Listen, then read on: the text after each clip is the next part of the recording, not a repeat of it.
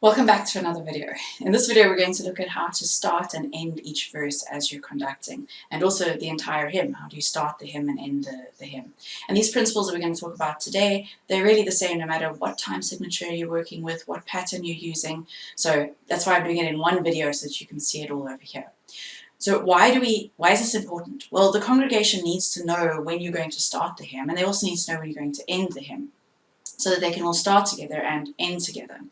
They need to know when you're going to start so they can take a breath, so they can prepare themselves. When we sing, we use our bodies, and so it's important that we're able to be ready for that when you're going to start.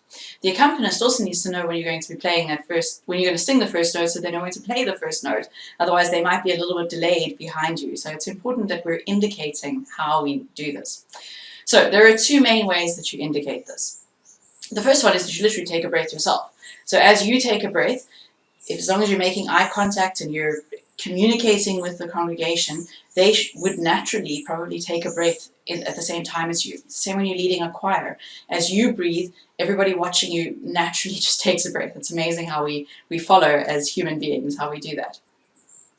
The other thing that you do is you do a small movement called a preparatory beat. And it's really just moving your arm basically to get it to the position that you're going to need to be to actually start the verse. But you try to do it at the same pace, the same beat as what you're going to be conducting the hymn. So if I need to start at the top for the hymn that I'm going to start, I'm going to bring my arm up at the same pace that I will be conducting the hymn. I will bring it up and then I will start the rhythm or the pattern, whatever it is that I'm actually going to be doing. So it's almost like an extra beat.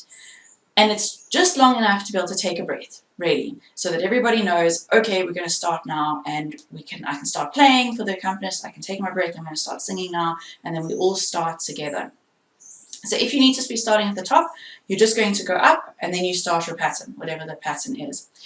Some hymns have what's called an upbeat at the beginning, and I'll talk about that at a later video. But for the first beat of the actual hymn, you're going to need to go up as you conduct it. So then your starting position is going to be on the side. So you need to get your hand there to be able to be doing the start, and so your preparatory beat will just be a short little movement to get up to where you're going to actually start conducting. It's quite important that this upbeat and this preparatory beat happens outside of your body. And it might sound like a silly thing, but it's important for the accompanist to be able to see that. I said in one of the earlier videos that it's important that you have eye contact with the accompanist so that you can be communicating non-verbally as you're going through the music. That is the ideal, but there are times that you can't, for whatever reason. You're placed in a position that they can see you, but you can't see them, or they can only see half your body or something.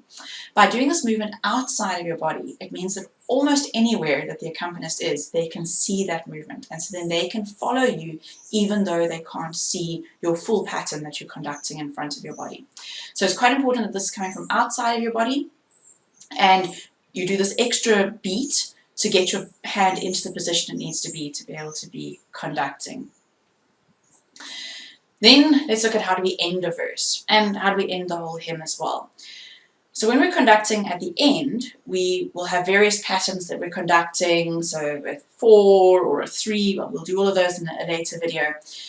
But at some point, the last word comes to an end, and we will sing to the last syllable, and we conduct it until the last syllable, and then we let our arm just go out and we do a short little movement in some way to close off or to cut off as we're doing it. There are various styles for how you do it. You can do a little twirl with your hand, you can close your hand, there are various things you can do. Watch different people and see what you like, and you can do that. Try to keep it quite simple, but as long as everybody in the congregation can reasonably understand what it is that you're doing, you can do something that you like the look of and that feels comfortable to you. But it should be obvious to the average person what it is that you're actually doing.